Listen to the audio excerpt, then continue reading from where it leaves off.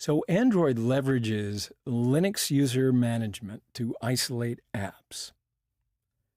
Yeah, so this approach is different from user management in traditional Linux environments where multiple apps are often run by the same user.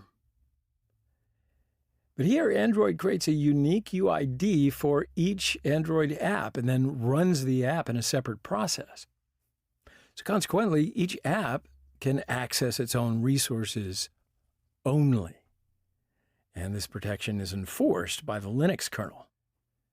Generally, apps are assigned UIDs in the range of 10,000 and 99,999. Android apps receive a username based on their UID.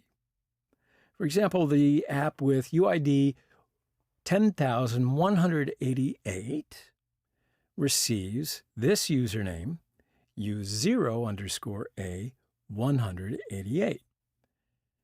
And if the permissions an app requests are granted, the corresponding group ID is then added to the app's process. So let's have a look at how sandboxing works. So imagine you're downloading apps from Google Play. These apps are executed in the Android Application Sandbox, which separates the app data and code execution from the other apps on the device, right?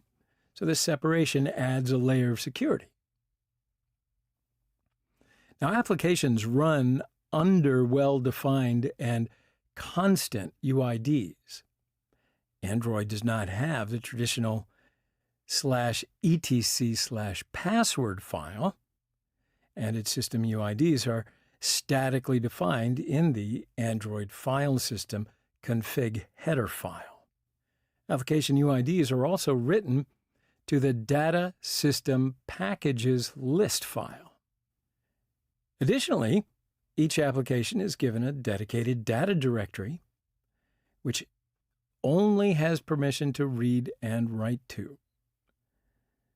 Therefore, applications are isolated or sandboxed, both at the process level, by having each run in a dedicated process, and at the file level, by having a private data directory. So this creates a kernel-level application sandbox, which applies to all applications, regardless of whether they're executed in a native or virtual machine process.